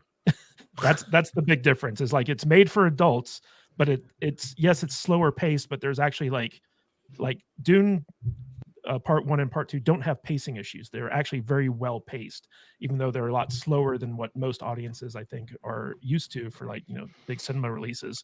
Whereas Star Wars Andor was extremely badly paced, especially when it's being released week to week. So like, if you watch Andor in segments of like 3 episodes, it's actually better than when you're watching each episode week to week. So I just wanted to point that out, that I feel like Dune has hit the right note to appeal to a more adult audience, but it's not as accessible for younger audiences, which I think is a strike against it in terms of like its longevity and stuff like that. But in counterpoint to that, the books have always been very dense, and people of all ages have read those books and love them. So, it might be a time will tell type thing. I don't think Dune, besides the video game that's coming out, like has much going for it, like globally outside of these movies. I mean, Star Wars, if Star Wars is still, despite how many people hate the new movies and are tired of it, like if this Knights of the Old Republic game that's kind of in development hell at the moment, but if it came out and it was really, really good, it would top the charts, top the Steam charts. It would top Twitch. It's, you know what I mean? People still care. It's just, I feel like Disney is like, so if it's somebody other than Disney, I think it would just spiral right back to the top of the like global and popularity of the fandom. That's just, I think it's just Disney. I'll only buy the game if Sweet Baby's involved. Sweet Baby. Oh, yeah. There you go. Yeah. And I think now Dune has become now this event in cinema, which is what Star Wars used to be. It used to be an event. It used to be like, and there was like 3 years before each movie, but even before that, it was, decades between the original trilogy and the prequels. So it was a huge event. And so Dune has kind of replaced that at the moment, but I don't feel like Star Wars is going to reclaim that anytime soon. I don't think anyone's like has that level of anticipation from the past and for this Mandalorian and Grogu movie or the Rey movie. And actually right now, Disney just loves announcing things. And so I don't even know if any of these projects are going to come to fruition, but we knew that Denis had a plan and Warner Brothers and Legendary had a plan from the very beginning. So I don't know. In regards to the future with Dune, I don't know, but right now, that's where it's at. I actually kind of like having the Dune franchise be more adult oriented or geared towards an older crowd. I don't need to go to the store and see a rack of action figures and toys and Funko Pops, even though I know they're making these things. But I don't need to see these things because, I'm one of these people. That list we just read. All that stuff is probably correct in for one way or another. But I will watch Return of the Jedi 100 more times before I ever go watch the Phantom Menace again, or those movies. They're trash. They're absolute trash. I hate the sequel, the prequel trilogy, and having a new IP geared towards a more adult audience, I think is kind of nice, to be perfectly honest with you. I think Avatar is more, people will watch that more than Star Wars now at this point. I do too. I mean, Avatar, that was an event. It was an event. Then people try to say that has no cultural impact, and then when it comes out to streaming, it was the #1 movie of the year, besides like 4 or 5 kids movies. It was the #1 streamed movie on video on demand. So it's not just a cinematic event. People also apparently all over the world like to watch the movie. I think Avatar 3, 4, and 5 are just, I think they're going to be huge forever. I'll say this though, Lofty. Like the reason it did so well on streaming is because people didn't want to go spend 3 hours in the theater watching it for the most part. Right. Whereas with Dune, it's like a 2 hour 45. Well, it did make $2.4 billion. But it's one of the highest grossing films of all time. A lot of people went to see it. It didn't feel like it was that long when you're sitting there watching Dune 2. Yeah. So Dune 2 could have been longer, in my opinion. I agree. I agree. 20 more minutes. I like the fact that Dune is for a more adult audience and therefore has more adult toys. But I will say that the 10-year-old Asian would say 10-year-old me would not be into Dune. 10-year-old me was way into Star Wars. And a lot of it had to do with the fact that in Star Wars, it's a little kid on a farm in the middle of the desert, and at the end he's the hero and saves the universe. There's that leap in progression where he becomes the hero at the end. And I don't think you get that from Dune Part 2. You kind of realize that that little Luke there is going to become this evil messiah, so to speak. He has more of the Anakin story than he has the Luke story. Well, Dune is not a fun, quote unquote, like fun movie. It's a very sad, like serious movie. Stilgar is funny, but that humor is not like for kids. It's ironic humor. So and then when we talk about Return of the Jedi being bad, I mean, I'm going to push back on that a little bit in the sense of how many third films in a trilogy have you seen up until that point? Star Wars was groundbreaking in cinematic storytelling, and for a kid who started at 10 watching the first one and 15 by the time Return of the Jedi came out, it was quite an event. And there were flaws, there were errors in logic and storytelling, but it was still a hell of a ride. But I would say this though, because I'm the same age as you.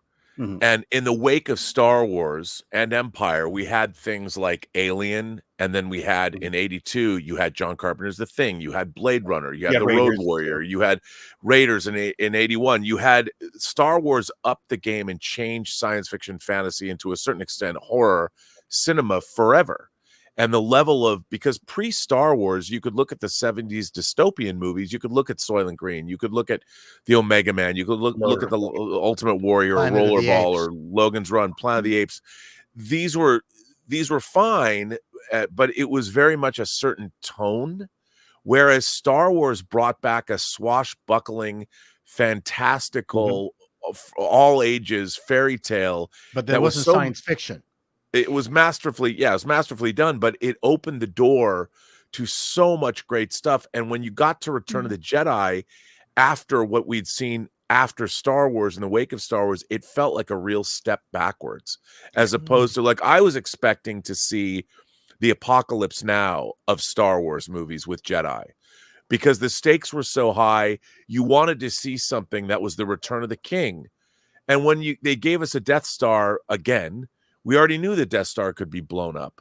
And when they gave us a storyline which seemed small compared to where Empire was going, I mean, the galaxy, the fate of the galaxy was at stake, and you wanted to see something giant and epic.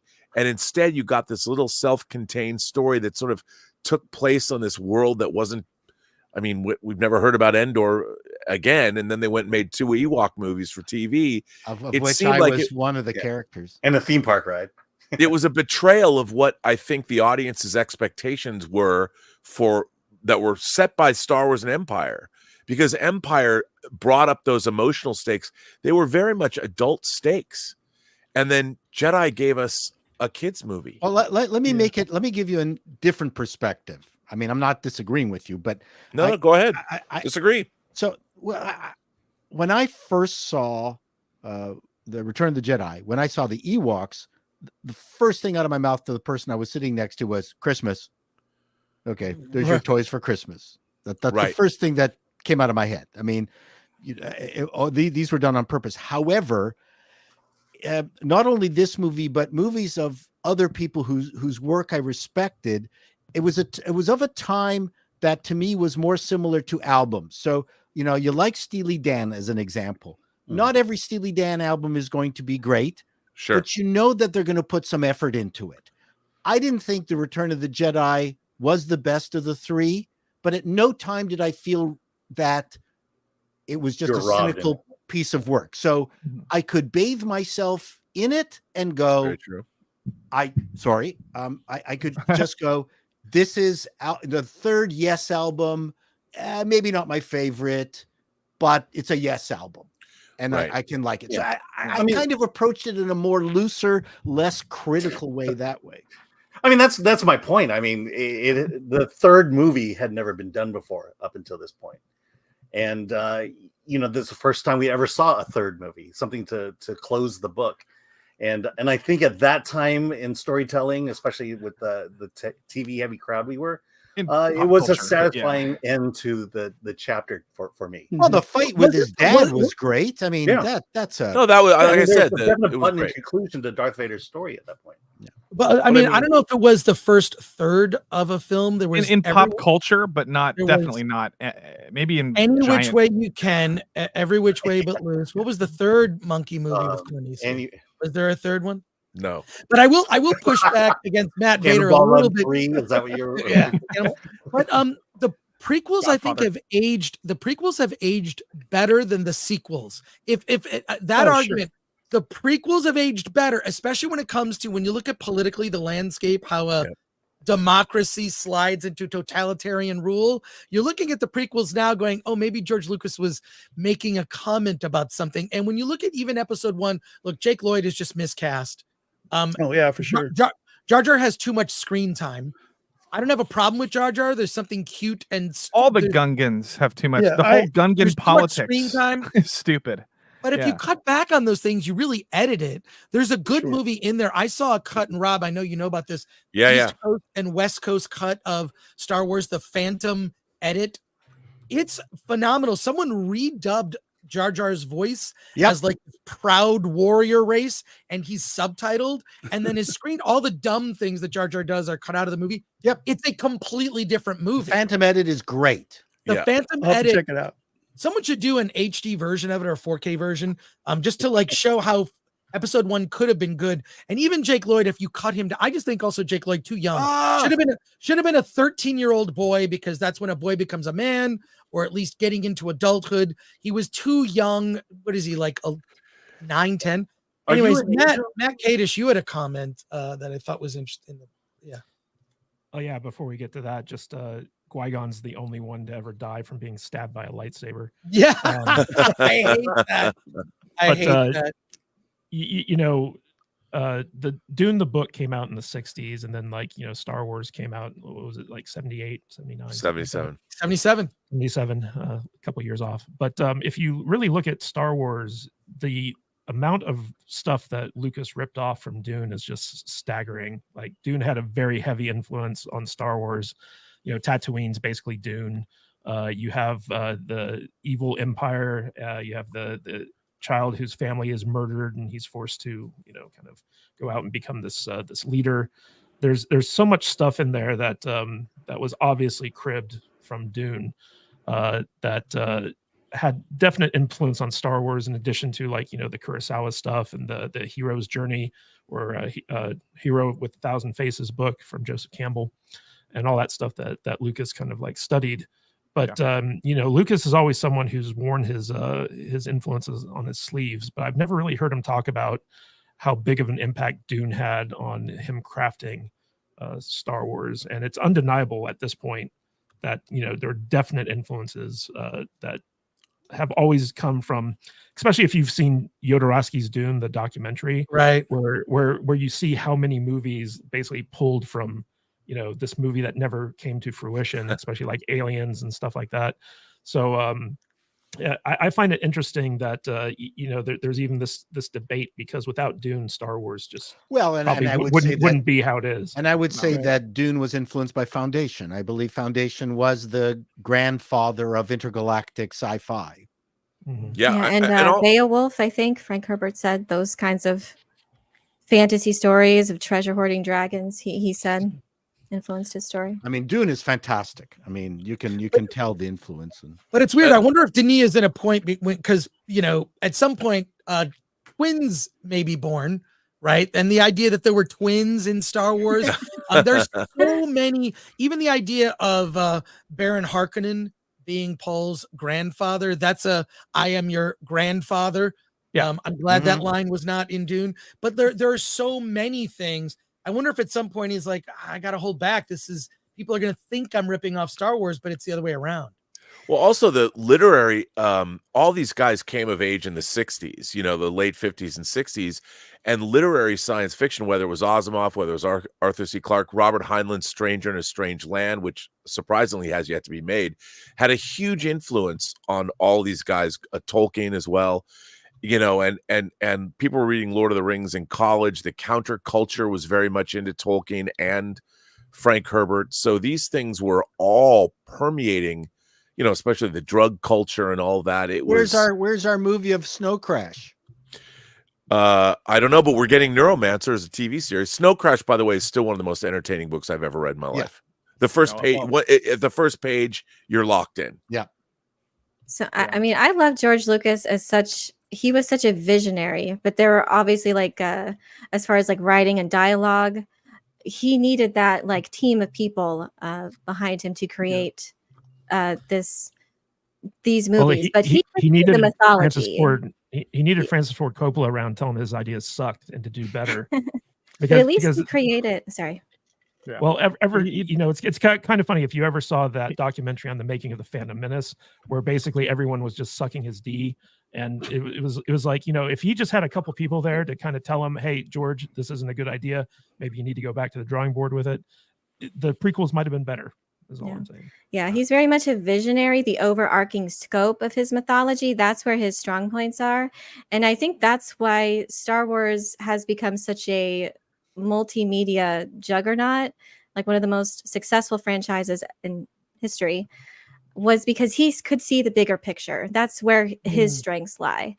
And even with the prequels, you may have issues with that. I don't like the jokey kind of humor myself, but I love the world building, and I love what those films gave us in terms of the expanded universe. I love the Old Republic era, and I'm so happy that led to those eras and those stories, because I love the EU and I love those books, and that's what he was able to do. He fostered that environment of creativity, and that's what the original films did too. He created these wonderful characters that we just wanted to root for, and we wanted to see their continuing journey. So even if Return of the Jedi wasn't the strongest thing, we still wanted to know the continuing adventures of Han, Luke, and Leia. So there was still that, and other creatives could work those good stories out. The really cool thing about Dune is in fact the sheer history that goes along with this universe.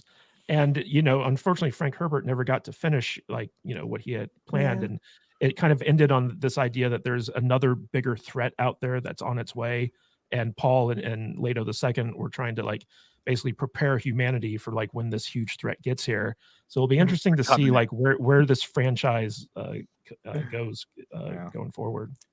I don't know. Halo picked up where that left off. Dune has never been as Dune is so niche. It's a wonderful, iconic piece of science fiction as far as the novels goes, but that multimedia part of it, it's never really out. It's not even close to the same reach as Star Wars, like you were saying earlier about accessibility. So I'm not sure. There's TV series coming out, but it's having all sorts of production issues. It's really kind of like Disney in the sense they've changed showrunners, they've changed entire premise, halfway through production, changed lead actors. I'm still not about the Bene Gesserit. Yeah, the sisterhood. Yeah, it was Sisterhood. Now they changed the name to Dune Prophecy, but it's probably more Bene Gesserit focused still. But yeah, it's not. I mean, I think they went into that show not knowing what they really wanted. They had this idea, but I don't think they really had a handle on what they were making, which is problematic to a lot of these IPs. You hire these people that, and sure, they're going to take the job, but if you're going to delve into the Bene Gesserit and deal with what they deal with, you better know your stuff. And there's everything that Herbert was doing was analogous to the real world. And I think that's another reason why Dune has such resonance, because how many messianic figures do we have walking around this planet today? Everyone's looking for their leader. I mean, today the Supreme Court once again made sure that you can't take Trump off the ballot in all the states of the United States. So there's a lot of people that look at at Donald Trump as a messianic figure. In the Middle East, how many messianic figures are there? And that's the thing about Dune, is it continues to be resonant to human culture today. Yeah, but and it'll never go away. When it comes to the Sisterhood TV show, though, like I was actually surprised because they're doing the same thing with Penguin, right? Where they're taking like a small part of a bigger universe and focusing a TV series on it that nobody's really asking for. I would have actually much rather preferred they did like the Butlerian Jihad, because that's such an untold story in the Dune universe, and it's so important, because I don't think a lot of people, a lot of normies know that like Dune doesn't use computers, so like it's kind of an interesting kind of an interesting decision to go with the Bene Gesserit. But did you guys notice the mansplaining bit in part 2? No, where? Which one? Chani's trying to tell Paul how to correctly do the Dune walk, and he's like, well, in my books and stuff like that. Then she just kind of gives him that look, and he's like, oh, sorry. Original dialogue. Little bit of woke there. No. Well, she did teach him the ways of desert living, but there was also Paul's prescience. Like he's already seen a little bit of his life on Arrakis, so that's why he could speak their language. So that was a very specific mansplaining moment where he caught himself and he was like, okay, sorry. I thought you were going to say the Reverend Mother, because last Star Wars question, and maybe it's too soon to ask this. I am of the belief that the prequels have aged well. And I'll say this, whatever you think about the prequels, there's one thing just one last thing, indulge me. One thing I loved about every time every prequel movie came out, and I remember when Revenge of the Sith came out, I was on the rooftop of the parking structure right next to the ArcLight Cinema where the dome was. I had a giant R2-D2 cooler filled with booze and drinks. I met with a bunch of people up there. We all tailgated and then went into the ArcLight to go see the movie. I loved everything about the prequels except the actual movies, because it was so fun to wait in line. There's several documentaries about waiting in line for episode 1, and Robert Meyer Burnett in the movie Star Wars, the documentary, has the greatest. Do you remember what you said in that documentary, Rob? It was used in the trailer. Can you repeat it? I don't remember. You don't remember, dude? It was just when I went to and then make Robert say it. When I went up to Daniel in line asking him to save a place for me. No, here's what it is. You said there are only 2 people. History. Can you please say the line? I said that. I said there are only 2 people in human history that can disappoint humanity more. One is Jesus Christ if he never comes back, and 2 is George Lucas with the Phantom Menace.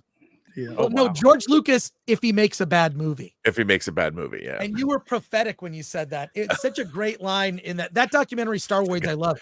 I always forget about that documentary. Oh my God, it's a great doc. But it's like everything surrounding it was so great, because it was like rediscovering family. This is my tribe, other Star Wars fans. Regardless of your reaction to the movie, it was waiting in line. It was the whole process. Again, it was that anticipation, your bated breath, the movie starting. It was after kind of processing it and going out to a late night, breakfast or whatever. It was a whole process. I loved everything about that. And I would argue that I think the prequels have aged well. When you look at their quotable lines, some of the best lightsaber duels, I'll defend it. And there's a really good documentary called The Prequels Strike Back about a kid who loved the prequels, who then became a teenager, got on the internet and realized a ton of people despise the prequels, and it's his defense of the prequels. Oh, Chris, are we going to feel the same way about the sequels? This is my thing. Will the no, no. You know, just I that was a quick answer. I did talk a little bit of crap earlier about the prequels, and I'm not going to apologize for that because I believe it. But you are right. You are 100% correct. Me and a group of my friends, we were going to drive down from Oregon and go get in that 30-day long line at the Chinese theater. You remember that? Yeah. And we were going, but we canceled it. We were packed. We were ready to go. Some stuff happened, and we didn't end up doing it. We ended up doing our own line at our local theater in Oregon, but it was a 48-hour. It was a 2-day line. But man, we had an absolute blast. We filled up that parking lot. People were playing computer games on computers being plugged into car batteries and stuff, and it was we had a great time. Up until the end of the movie, when people were leaving in tears and shaking their head and wondering what the F we all had just watched. Right. But being together with our fellow nerds and Star Wars fans, you're correct. It was a blast, and I will always cherish those memories. But man, like I said, I'm not going to apologize for my thoughts on the films. I just wish they were better. I have no memories of the sequels, but Matt, Kadish, you have a story. Yeah, I do. So when the prequels were coming out, Phantom Menace was like a big disappointment for a lot of people, and then they tried to right the ship with Attack of the Clones, but it kind of fell flat. And there are all these stories about George trying to like find a writer to come in and help him fix these scripts. And when Revenge of the Sith was getting ready to come out, I was at the Cannes Film Festival, and it was set to premiere at the Cannes Film Festival that year. And so everyone was like really excited. It's like, oh, we heard that George has like fixed all the problems, and this is going to end on a bang. It's going to be like an amazing movie. And George had rented out like the Queen Mary to like throw all these like premiere parties and stuff like that in the harbor of Nice. And so like I was able to get a ticket to go to like the grand premiere in like the main theater there at Cannes. And everyone who was anyone was at this screening, and it was just like packed to the brim, and everyone was so like you could almost feel the electricity in the air. And then as the movie started, you slowly felt that electricity drain from like the theater. And like by the end of these movies, like just customary, there's always a faction that gives like a little standing ovation, And when this movie ended, there was just silence, and people just got up and started walking out. There was no standing ovation. There was nothing. And that's been kind of like my experience with the prequels, which is basically like they had so much promise that they failed to deliver on. And at the end of the day, they're just not good movies. Like you can have nostalgia for them. There are going to be elements in these movies that are good, but by and large, they're terrible. But they're better in comparison to the sequels. And therefore, I think people are a little bit more generous to them. What we're seeing now with the sequels to Star Wars is that people who came out and defended these movies when they first came out are now slowly coming out and admitting how bad they were, especially Rise of Skywalker. Like there are so many Star Wars shills that when Rise of Skywalker came out, they're like, oh, it's brilliant, it's great, blah, blah, blah. And now they're slowly writing articles and stuff like that. It was like, well, maybe we were wrong. Rise of Skywalker is one of the worst movies ever made. Even like hardcore Star Wars fans is like, yeah, it wasn't good. So, yeah. Hey, we have a last minute edition. It's George, George the Giant Slayer. What's going on, everybody? How are you, George? Thanks for the super chat. Thanks for joining us. We're wrapping up. It sucks. I know. But it's all good. We'll get you back on another episode. Yeah. But we were talking about just Star Wars versus Dune. I'm with Elaine. I do think they're kind of two different things. Absolutely. And kind of being a Dune fan for as many years as I've been a fan, it's like being a fan of Doctor Who before the Christopher Eccleston season. Like if you're a Doctor Who fan, you're a nerd amongst nerds. Hell yeah. Doctor Who fans then were like the kind of nerds that other nerds made fun of. Yeah, we were the kind that everybody. Yeah, exactly. Everybody made fun of. They're like, you see a Doctor Who shirt, they're like, oh yeah, you want to get the hell out of here. I mean. Same thing with Dune. I felt the same way. Like I love Dune, and you'd find another Dune fan and like, okay, and then you'd have that conversation. Star Wars became just such a cultural phenomenon, but Dune, it was just something that was ours. It was our own. You had to be someone who was into sci-fi. It wasn't even until Lynch, because if I remember correctly, wasn't that one of the biggest box office bombs of the time in '84? Yeah, it was his Lynch. So it was a bomb. It was a bomb. Yeah, because it was like what, the most expensive film up till '84, like $40 million or $44 million, something like that, and then it flatlined. I think the Dino De Laurentiis had some creative accounting with that. I think Dino, when you hear like how he conducted himself business wise in a lot of deals, he's sort of borderline the Sulkines with Superman 1 and 2. Gotcha. Bob knows those stories. Well, another thing is like a lot of these greatest science fiction like literature of all time are very difficult to adapt to film, and it's like there's Star Wars. I can't name too many like space opera-esque popular science fiction novels to adapt from. So films like The Creator, for example, have to come out and sort of do their own thing. Rebel Moon's ass, but at least he tried. At least he tried. But like, Rendezvous with Rama is supposed to, I've read that. It doesn't seem like that's a filmable movie. Hyperion is a space opera kind of, but it's also sort of unfilmable unless you do a television show. But like, that's another problem. The genre itself is difficult to like. Yeah, I don't know. Like you have to do what George Lucas is Star Wars. You have to sort of do your own thing with it, I think, for it to like be a global phenomenon. But I don't know. We got a bunch of super chats here, and we're gonna wrap up shortly, but really good questions and commentary here. Starting with Uzi Patrol for 10. Dune 2 was a prophecy or dream come through. And he simplified the plot for the movie audience, a la Snyder did for Watchmen. That's fair point. And a little bit. Yeah. Alaric Harrison for 999. Robert said on George's channel that Paul Atreides is a Mary Sue. Explain how when twice Jessica had to save his life in an ornithopter and meeting Fremen and he lost his infant son, Paul is not a Mary Sue. I don't think I said Paul said that. I said that. Paul said that, not Robert. I said that. Okay, sorry. Robert said, okay, yeah. Things came very easily to him in the book and in the movie. But they're supposed to. They were. And I understand that because he has been trained and he's got the Bene Gesserit, super degeneracy and degeneracy. But it doesn't matter.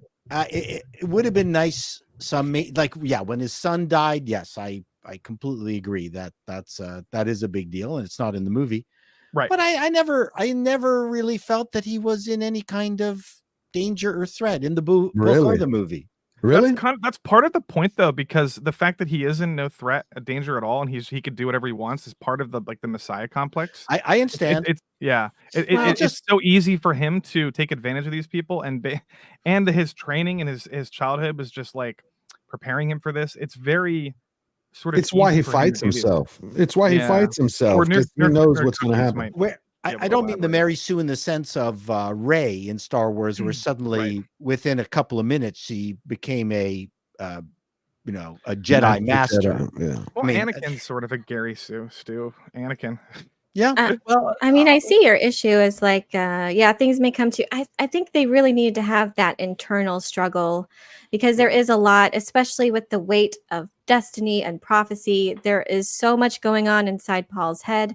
And I actually feel like part 1 did a bit more to show us that inner conflict and all of these different possible futures. And they did do that with part 2, but kind of in a different way to where we really don't see him struggling as much with it's just not as deep as the book is in regards to his struggle. There's no way he can prevent what's happening.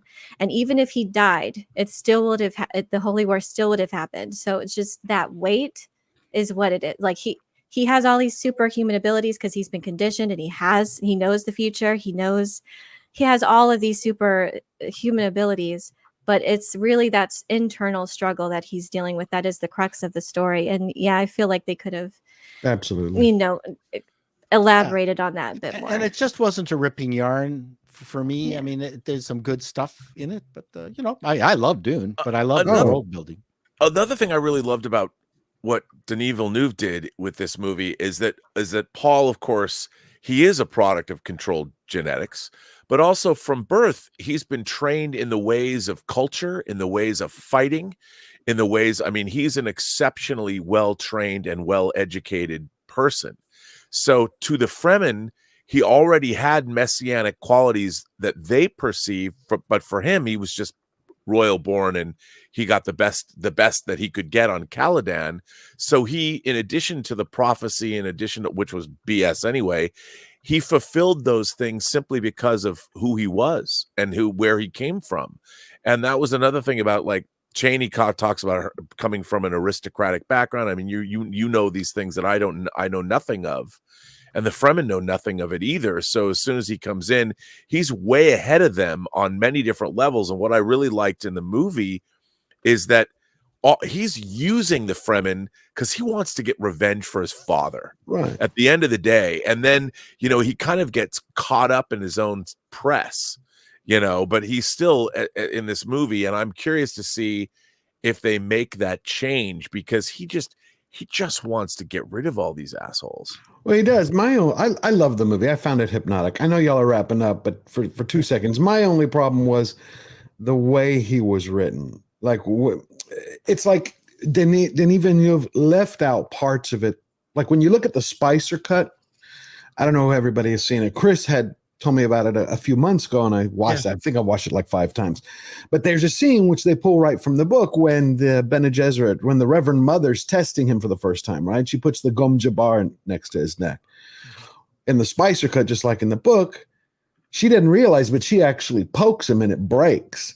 That he realizes later, which he starts to already believe that he's the one. And so I think Villeneuve removed some of those elements that convinced him he was the person. I didn't like that aspect where he's like, this is kind of like all propaganda from my mother and her witches, and I'm going to embrace it to get revenge. I like that part. I just didn't like his whole reluctant thing, because I felt it was like a deconstruction of a hero. Like no one wanted this Messiah. And I love that about Lynch's Dune, where he finds like, okay, this is who I am. This is what we're going to do. That's not really... That's not really true to the book either. He's not. No, I know. He is deconstructing the Messiah. Well, Paul doesn't want the Holy War to happen. He doesn't. But he's skeptical in the book. He's not. He just can't do anything to prevent it. It's going to happen. Even if he died, it would have gone. He would have been martyred, and all Fremen would have needed was the legend. I mean, it's the same way. So in there's literally nothing he can do to stop. No, he's just trying to control as much as possible, because I think it's in the fight with to mitigate the losses, basically. Yeah. Exactly. Can I ask the panel, who else laughed when Christopher Walken appeared at the third act? It feels weird. He said the line like Christopher Walken. Yeah. Who is this Muad'Dib? He's a Muad'Dib. I don't. We need more spice. We need more spice. I really like Jose Ferrer much better as the Emperor. I was kind of let down. I was let down by Christopher, and I love Christopher Walken, but I don't know what was. Yeah, I felt like it was a stunt casting. Like they just wanted his name and his reputation. I don't really feel like Villeneuve really thought about the gravitas and that this role would require. Could we only see him like in a few scenes? It was a bit disappointing for me. But when I think it was you, Elaine, or maybe it was Danica suggested that Patrick Stewart might have made a better Emperor, because I think it's probably Danica. My fan casting with Mads Mikkelsen, but now I feel like Mads Mikkelsen is everywhere, so I don't know. It's a little overexposed. But that was who I thought in my mind. Yeah. Wow. Let me get through these. Pedro Pascal. Wrap up. What? Elric Harrison for $9.99. Villeneuve's Dune movie has the insidiousness of a Bene Gesserit, making you think you have what you expect while moving an agenda in subtle ways. You all missed in The Force Awakens, and you're missing it again. This is Cope. We've already. Alaric Harrison goes on to say, Paul already knows how to sandwalk before meeting Chani. He shall know your ways as if warned him. You all don't know what you're talking about. But there were things he had to learn. Yeah, he had to. He was an outsider. If anything, it's like cultural appropriation. His prescience was still awakening. It wasn't perfect. Only until he drank the water of life is when it was more clear. What is it he said? I think in the book, like he now knows billions of lives before. And Yeah, the whole ancestors. I mean, he was just, and he also, I think, said something about the fact that, if I recall correctly, how all of that knowledge has now not tempered his kindness, but cocooned it or tempered it. Like, he wasn't the same person. Not only is he the Kwisatz Haderach, but it changed his understanding of kindness. He's like, so now to understand real kindness, you got to also understand real cruelty. I mean, there's a psychological shift that they kind of showed that. That was one of my favorite scenes when he goes to all the Fremen leaders and he's like, no. He doesn't kind of like get battle cries like, oh, he sold me there. I was like, oh, I'm going to see it again. I was like, that's all right, let's get through these. The captain's log for 499. It's amazing seeing how much of an influence Herbert has had on other properties like Attack on Titan. Amazing anime, highly recommended. And from Rumble, shout out to everyone watching on Rumble. Caveat ties supporter for 2, adding the death of Paul's son would have made his turn more compelling as well. That I agree with, and even David Lynch cut that out, which I actually think it takes 2 years. Yeah, that's the problem. You would have needed 3 movies to add all of that. And of course, from the very prestigious Dr. Fauci's prison bud for 5. The fact we're thinking about this film as much as we are proves how good it is. It's true. Just like with Joker, can't stop replaying it in my mind. And then a couple non-super chat comments here. Padre Cocinero says the Star Wars prequels lift heavily from Dune in terms of an anecdote, Skywalker being proliferated. I don't know what you mean by that. It's a hell of a word. Prolapsed. It's a great word. And the Emperor and competing houses like the Trade Federation. I agree. Ryan N says, I do miss the insane amount of hype and anticipation of the first prequel trilogy. It was an event. It certainly was an event. And I want to say final shout out to thank you to our mods, Lord Thoth and Grid Iron Masters. So there you go. All right, everybody, links to everyone's channel is in the description for this episode. We next week on Versus, we're going to talk the Oscars. We have an Oscars watch party this Sunday, March 10th at 3 p.m. Pacific time. We are doing an Oscars watch party. Alan Ng will be in Austin, Texas during the watch party. The next day, we're going to basically nurse our Oscar hangovers. That'll be a shorter show, I'll just say. Please, yeah, it'll be a shorter show. Alan, you may not be able to attend because you're going to be in Austin for South by, but that's okay. I'll hold down the fort, so don't worry about it. But and then our normal film threat shows this week. I have a very special treat on Hollywood on the Rocks. I will announce it now. Oh, because I was texting with someone. If you enjoyed the cartoon, did you guys see that cartoon? Yes. The Gary's of you guys. Gary's Geeks, or episode 2 is going to premiere on Wednesday. Episode 2 on Wednesday. I don't know if it's going to be on the Nooner or Hollywood on the Rocks, but we're going to show it. We'll probably show it on both. I am in contact with the animator and Dominic, and there is a third one in the works. It's a trilogy, and then we're going to go from there. So I hope it doesn't fall flat. You like that little 90-second Paul, I hope we get lines this time. Cartoon? More is coming, and it's coming soon. So there you go. The last thing I want to say about Dune please. is that I didn't recognize Florence Pugh because she had her clothes on. That's funny. I thought she was fantastic in Oppenheimer. I thought that was great. I'm curious. Don't be so serious, Chris. I'm making a joke here. What? I am curious, since I wasn't here earlier, since I missed it. Does anybody else besides me think that Zendaya was just a horrible miscast? I would have rather have loved Florence Pugh. Okay, just making sure, because everyone thinks that. What was he thinking putting her in that? No, she's good. No chemistry, no presence, no charisma. Oh, let him in the show.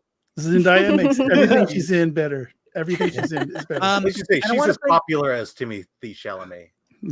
There you go. And I want to thank everybody out there watching. We had over 1,000 people watching live. Woo! Thank you for tuning in. Woo! I'm pretty sure everyone here is gonna, if not come back next week, at least in the coming weeks, kind of based on the subject matter. So thank you. This is a new and different kind of panel show. So thanks for inviting me. Yeah, well, thanks for having us. Yeah, exactly. No, I love it. And just want to thank you all. Ms. Pete Coffee says bye. Wait, Ms. Pete Coffee says bye all. There you go. She's saying bye all. So there you go. All right. We'll be back next week and more stuff. Everyone because what are we doing? Like, how do we end the show? Do we do a Love Boat kiss? We have to say Lisa Al Gaib, and then just end it. Okay, everyone. Lisa Al Gaib. Lisa Al Gaib.